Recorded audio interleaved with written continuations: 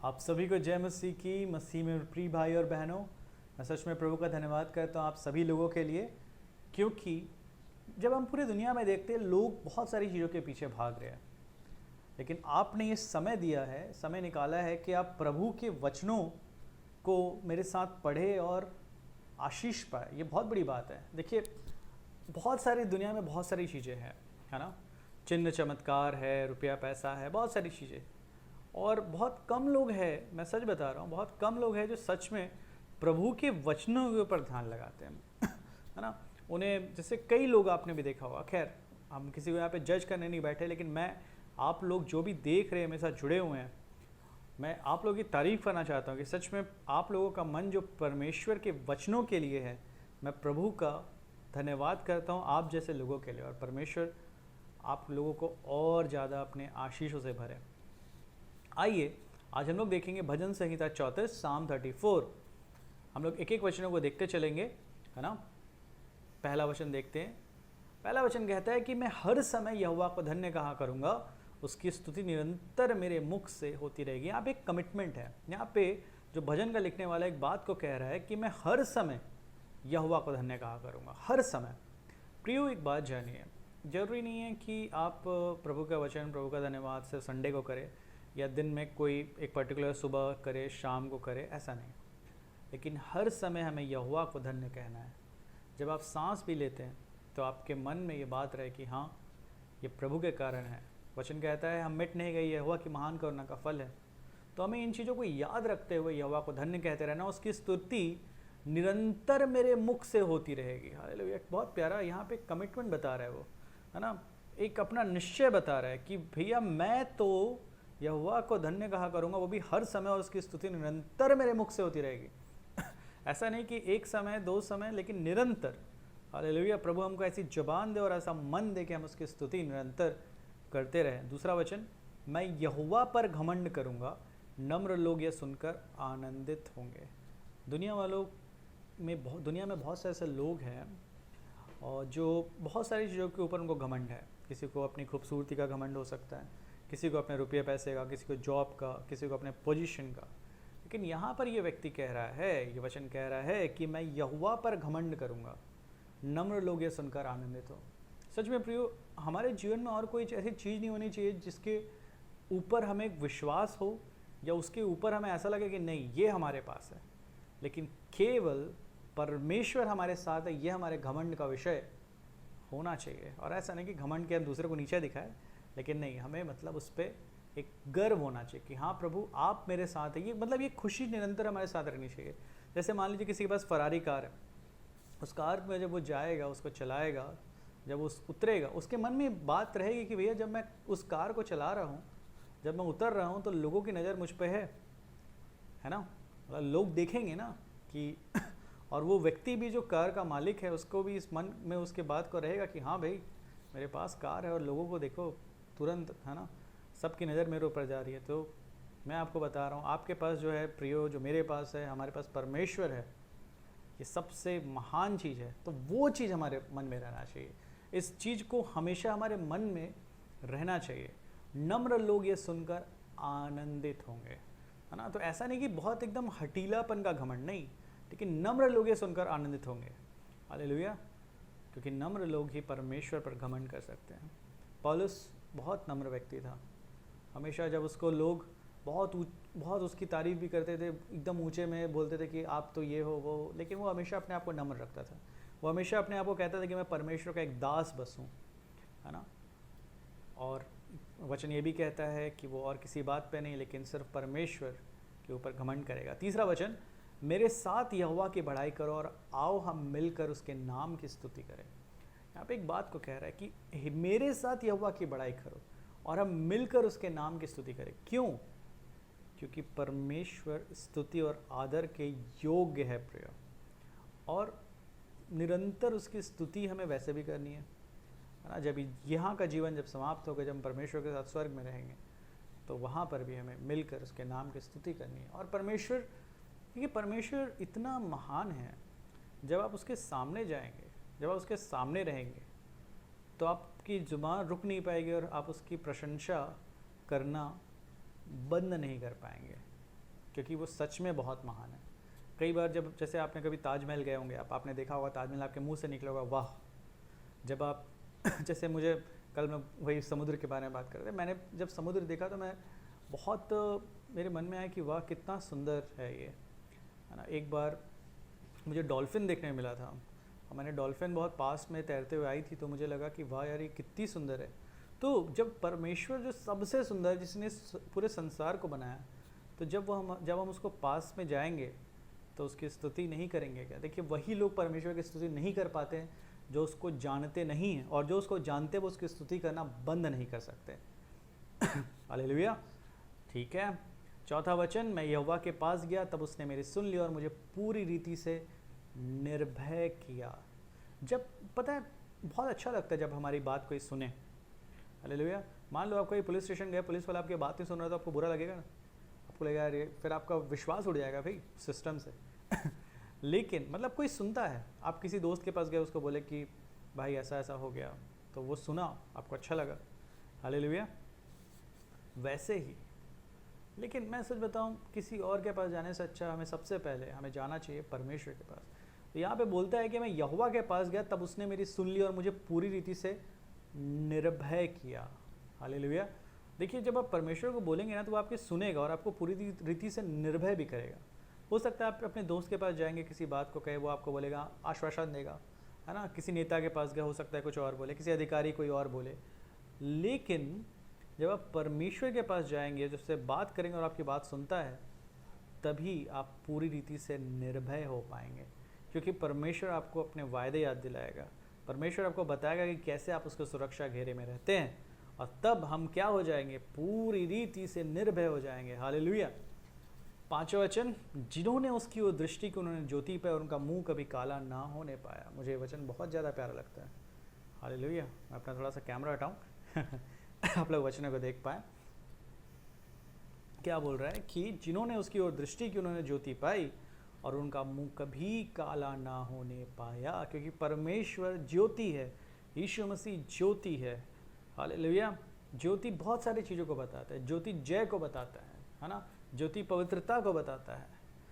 ठीक है, तो जिन्होंने उसकी ओर दृष्टि की, जिन्होंने परमेश्वर की ओर दृष्टि की, कहीं और नहीं, लेकिन वो सिर्फ परमेश्वर की ओर ताके और उनका मुंह कभी काला ना होने पाया, मतलब उन्हें कभी लज्जित ना होना पड़ा। छठवां वचन, इस दीन जन ने पुकारा तब यहोवा ने सुन लिया और उसको उसके सब कष्टों से छुड़ा लिया। हालेलुया।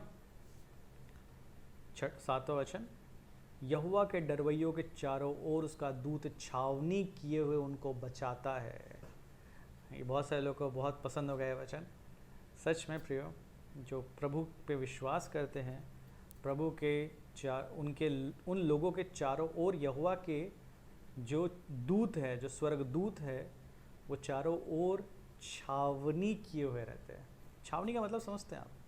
जब पुराने ज़माने में जब राजा जाता था तो उसके जो सैनिक रहते थे चारों तरफ उसको घेर के उसको रखते थे, बीच में वो व्यक्ति रहता था।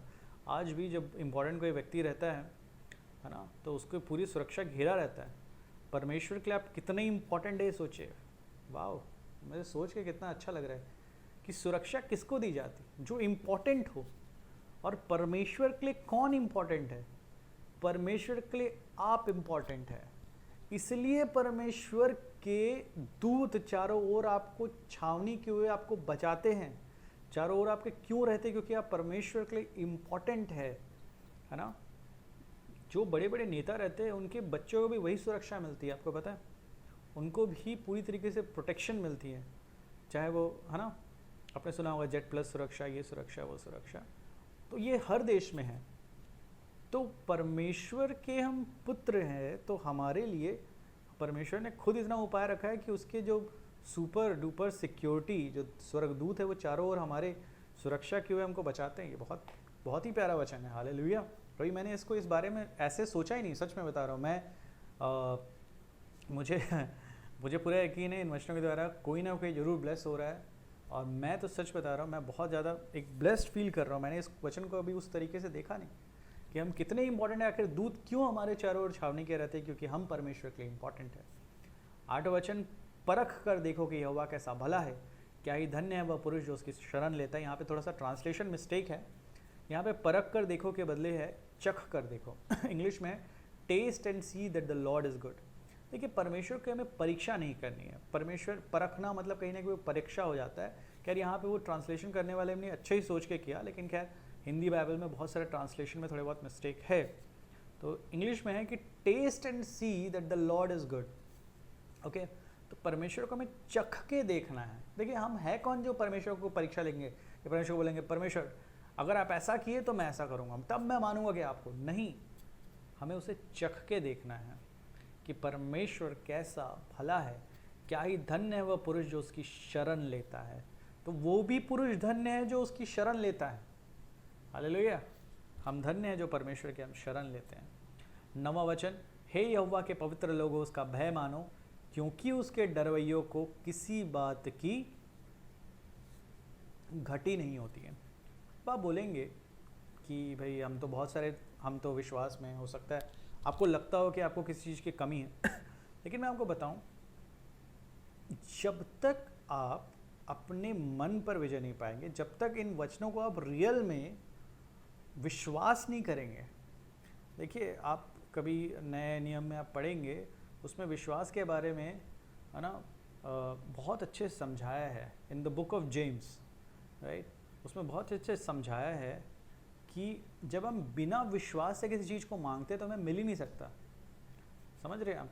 तो कई जो विश्वासी लोग भी कई बार एक बहुत ही एक नॉर्मल जीवन बिताते हैं या बहुत सारी कमी में जीवन बिताते, कारण उसका सिर्फ एक ही है। पहली बात तो परमेश्वर के वायदों को जानते नहीं, और कई बार हमने जब वो सुनते भी है तो उस पर विश्वास नहीं करते, है ना। और बिना, वचन कहता है बिना विश्वास के परमेश्वर को प्रसन्न करना अनहोना है। तो जब तक आप विश्वास नहीं करते तो एंजॉय कैसे करेंगे। लेकिन आज मैं आपको बताना चाहता हूँ कि इस वचनों को प्लीज़ मानिए कि यहोवा के पवित्र लोगों उसका भय मानो, क्योंकि उसके डरवैयों को किसी बात की घटी नहीं होती है। अब हाँ, मैं एक चीज़ में और बताना चाहता हूँ। अब आप बोलेंगे किसी बात की, तो हमारे पास बड़ी वाली BMW होनी चाहिए। देखिए संसार के वस्तुओं पे मन लगाना, वचन क्या कहता है, मूर्खता है ना। परमेश्वर के आत्मिक चीज़ों पे हमें मन लगाना है। वचन कहता है पहले तुम मेरे धर्म और राज की खोज करो, बाकी सब वस्तु मैं तुम्हें यूं ही दे दूंगा। समझ रहे हैं आप? तो हमें उन चीज़ों पे फोकस कर रहे हैं। लेकिन मैं विश्वास करता हूँ कि जो परमेश्वर के पीछे चलने वाले हैं उनके लिए हर चीज़ों का इंतज़ाम परमेश्वर करता है, ये मेरा मानना। और बिल्कुल मैंने इसको अपने जीवन में देखा है कि कैसे परमेश्वर अपने लोगों के लिए उपाय करता है। और ये 10वां वचन तो बहुत ही पसंद है मुझे।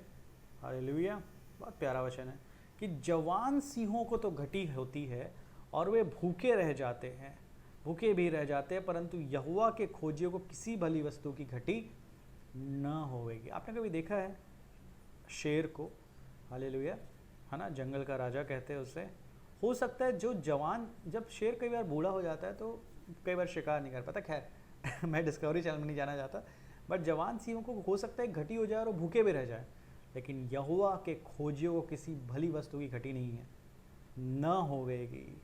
अगर आपको लग रहा है कि आपको इस चीज़ की घटी है, तो इस वचन को लीजिए और परमेश्वर से आज ही प्रार्थना करिए कि परमेश्वर, आपका वचन तो कहता है कि मुझे किसी भली वस्तु की घटी नहीं होगी, तो मुझे घटी क्यों है। और मैं आपको बताना चाहता हूँ, सच में इस वचन को लेकर मैंने परमेश्वर से बहुत बार बात की है। देखिए परमेश्वर से आप बात कर सकते हो, वो आपके पिता के समान है। पिता के समान क्या, वो आपके पिता ही है। हालेलुया, आप उनसे बात कर सकते हैं कि प्रभु आपका वचन तो ऐसा कहता है, लेकिन मुझे दिख नहीं रहा है मेरे जीवन में। और परमेश्वर आपसे बात करेंगे, अपनी योजनाओं के बारे में बताएंगे, और ज़रूर से है ना, वो हर चीज़ों को पूरा करने वाले परमेश्वर है। 11वां वचन, हे लड़कों आओ मेरी सुनो, मैं तुमको यहोवा का भय मानना सिखाऊंगा। क्या बात है, मुझे लगता है पवित्र आत्मा की आवाज़ है। वो पवित्र आत्मा कह रहा है कि हे लड़कों आओ मेरी सुनो, मैं तुमको यहोवा का भय मानना सिखाऊंगा। क्या बात है। आज ही प्रार्थना करें हम। आज मैं थोड़ी देर पहले यही हम लोग प्रार्थना कर रहे थे कि प्रभु और ज़्यादा आपके पीछे चलने में आप हमारी सहायता करिए। ये वचन मुझे मिला, मुझे बड़ी खुशी है कि बोलता है कि हे लड़कों आओ मेरी सुनो, मैं तुमको यहोवा का भय मानना सिखाऊंगा। वह कौन मनुष्य है जो जीवन की इच्छा रखता और दीर्घायु होना चाहता है ताकि भलाई देखे? है ना, यहाँ पे एक सवाल है कि कौन मनुष्य है जो जीवन की इच्छा रखता और दीर्घायु होना चाहता है ताकि भलाई देखे? तो उसके लिए क्या करना है? उसके लिए ये करना है कि अपनी जीभ को बुराई से रोके रख और अपने, है ना, और अपने मुंह की चौकसी कर कि उसे छल की बात ना निकले। मैं सच में कई बार सोचता हूँ कि हम लोग कई बार क्या क्या बोलते हैं। कई बार हमारे मुंह से बहुत सारी बातें निकलती है जो शायद नहीं निकलनी चाहिए, है ना। तो इसीलिए यहाँ पे कह रहा है कि अपने जीभ को बुराई से रोके रख और अपने मुंह की चौकसी कर कि उससे छल की बात ना निकले, है ना। तभी ऊपर में कह रहा है कि वह कौन मनुष्य जीवन की इच्छा रखता है और दीर्घायु चाहता है ताकि भलाई देखे। ठीक है, तो क्या करना है? अपने जीभ को बुराई से रोके रखना है, अपने मुंह की चौकसी करना है कि उससे छल की बात ना निकले। 14 वचन, बुराई को छोड़ और भलाई कर, मेल को ढूंढ और उसका पीछा कर। मुझे पूरा यकीन है ये वचन आपसे बात कर रहे हैं, बहुत सारे लोगों से बात कर रहे हैं कि बुराई को छोड़ और भलाई कर, मेल को ढूंढ और उसका पीछा कर। किससे मेल? सभी लोगों से, बिना किसी झगड़े रगड़े के, बिना मन में किसी के बारे में बुरा कुछ रखे, है ना, किसी की बुरी युक्ति या कुछ भी, लेकिन हमें सिर्फ और सिर्फ मेल को ढूंढना है। 15 वचन, यहोवा की आंखें धर्मियों पर लगी रहती है और उसके कान भी उसकी दुहाई की ओर लगे रहते हैं। और ये बहुत मतलब कितना प्यारा है यार कि यहोवा की आंखें धर्मियों पर लगी रहती है। लगी रहती है मतलब क्या है? वो निरंतर देखते रहते हैं। हालेलुया। और उसके कान भी उसकी दुहाई की ओर लगे रहते हैं, है ना। आपको जो चीज़ पसंद होगा आपकी आंखें उसी पर लगी रहती होगी। हो सकता है कोई व्यक्ति हो, है ना, हो सकता है कि कोई चीज़ आपको बहुत पसंद होगी। और आज तो लोगों को मोबाइल बड़ा पसंद है और हमारी आंखें निरंतर मोबाइल पे ही रहती है। हालेलुया। खैर, तो लेकिन मतलब क्यों लगी रहती है मोबाइल के ऊपर? क्योंकि वो हमें बड़ा पसंद है, हमें बहुत काम का लगता है चीज़ें, है ना। लेकिन यहोवा को क्या पसंद है? तो यहोवा की आंखें धर्मियों पर लगी रहती है, मतलब हम निरंतर देखते रहते हैं परमेश्वर, और उसके कान भी उसके दुहाई की ओर लगे रहते हैं। हालेलुया। जैसे हमारे पड़ोस में एक छोटा सा बच्चा है, उसके पूरे घर वाले मतलब ऐसा कई बार बोलते हैं कि हमारा तो पूरा मतलब जो समय निकलता है उस छोटे बच्चे के ऊपर निकलता है। सब लोग हमेशा दिन भर उसको ख्याल रखते हैं, दिन भर सब लोग उसके पीछे उसके मतलब लगे रहते हैं कि वो खुश रहे, है ना, हंसते रहे, आराम से रहे। क्यों? क्योंकि वो उससे प्रेम करते हैं।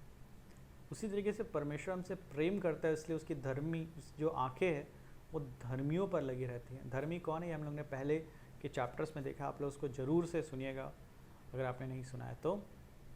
और उसके कान भी उसकी दुहाई के लगे रहते हैं। 16 वचन, यहोवा बुराई करने वालों के विमुख रहता है ताकि उनका स्मरण पृथ्वी पर से मिटा डाले।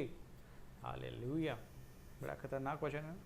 यहोवा बुराई करने वालों के विमुख रहता है ताकि उनका स्मरण पृथ्वी पर से मिटा डाले। लेकिन मैं विश्वास दिलाता हूँ आपको, परमेश्वर नहीं चाहते कि एक भी व्यक्ति मिटे, है ना। परमेश्वर चाहते हैं हर व्यक्ति उनको जाने, उन तक पहुँचे।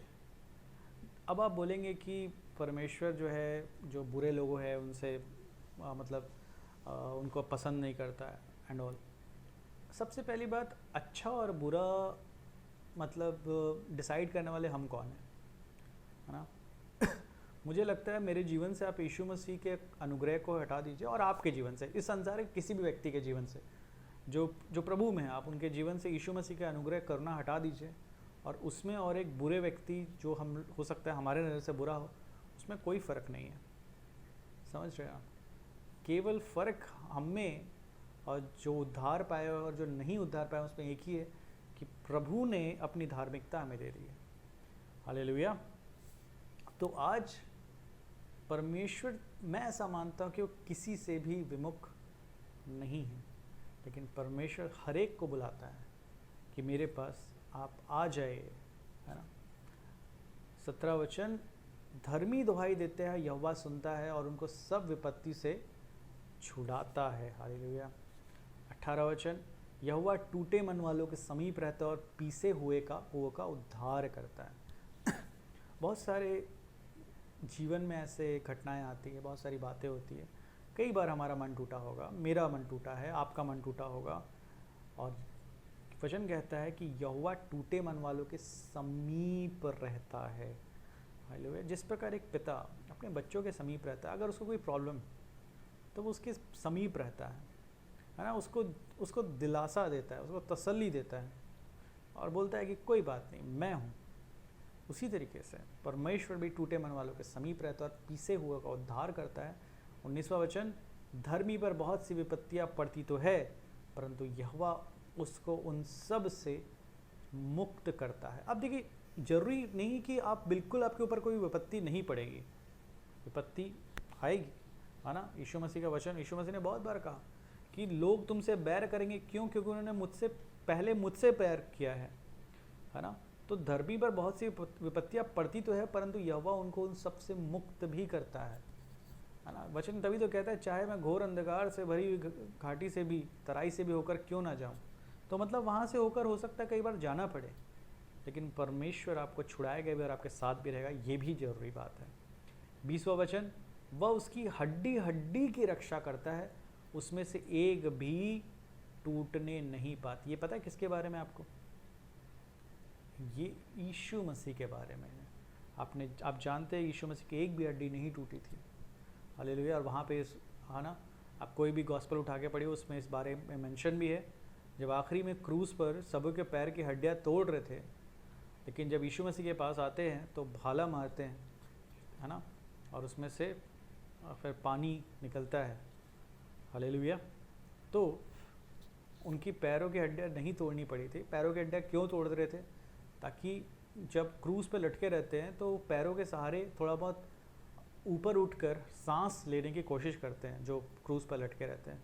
लेकिन यीशु मसीह के पैर के मतलब हड्डियाँ इसलिए नहीं तोड़े क्योंकि उनकी मृत्यु ऑलरेडी उस समय तक हो चुकी थी, और इसी वचन के कारण, क्योंकि वह उसकी हड्डी हड्डी की रक्षा करता है, उसमें से एक भी टूटने नहीं पाती। तो ये यीशु मसीह के बारे में सोचे, पहले से ही लिखा हुआ है, दुष्ट अपनी बुराई के द्वारा मारा जाएगा और धर्मी के बैरी दोषी ठहरेंगे। यहाँ पे दुष्ट कौन है? शैतान के बारे में बता रहा है कि अपनी बुराई के द्वारा मारा जाएगा और धर्मी के बैरी दोषी ठहरेंगे। यीशु मसीह के बैरी दोषी ठहरेंगे। यहाँ पे पूरा यीशु मसीह के बारे में है ना। देखिए, आज पाप और कुछ नहीं है, पाप अविश्वास है, क्योंकि परमेश्वर ने इतना बड़ा उद्धार करके दिया है मनुष्य जाति को कि उन्होंने खुद क्रूस पर अपनी प्राण को दिया है, और अगर हम फिर भी उसका इनकार करेंगे तो फिर और कुछ नहीं बचा जो हमें छुड़ा सके और बचा सके। हालेलुया। लास्ट वचन, यहोवा अपने दासों का प्राण मोल लेकर बचाता है और जितने उसके शरणागत हैं उनमें से कोई भी दोषी न ठहरेगा। है ना। परमेश्वर ने आपको मोल लेकर छुड़ाया है, बचाया है, क्योंकि हम पाप के दासत्व में फंसे हुए थे, लेकिन परमेश्वर ने क्या किया? हमें मोल लेकर, किससे मोल लिया भाई? अपने लहू के द्वारा मोल लेकर हमें बचाया, और जितने उसके शरणागत हैं उनमें से कोई भी दोषी ना ठहरेगा। क्यों दोषी नहीं ठहरेगा? वही तो मैं भी थोड़ी देर पहले उसी बात को बता रहा था कि हम दोषी क्यों नहीं ठहरेंगे। देखिए, मैं कोई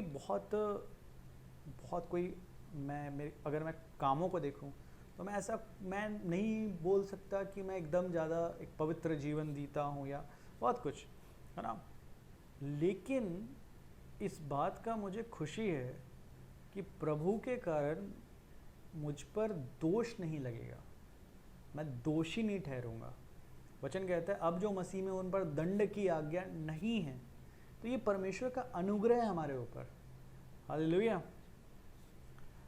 क्योंकि उन्होंने हमें मोल लेकर बचाया है। तो ये काफ़ी बड़ा चैप्टर था, 22 वचन थे और आशा करता हूँ प्रभु ने आपसे बात किया है। मुझे सच में बहुत कुछ सीखने को मिला। और ये वचन जो है, ये जो पूरा चैप्टर है, अगर है ना, जो अगर यूट्यूब में जाएगा, फेसबुक में जाएगा, अगर एक व्यक्ति के जीवन में भी एक वचन ने भी काम किया, तो जो मैं यहाँ पे अभी धूप तो नहीं गर्मी में बैठा हूँ ये, और ज़रूर सफल होगा। तो प्रभु हम सबको अपने हाथों में संभाल कर रखे। आप सभी को प्रेज़ द लॉर्ड।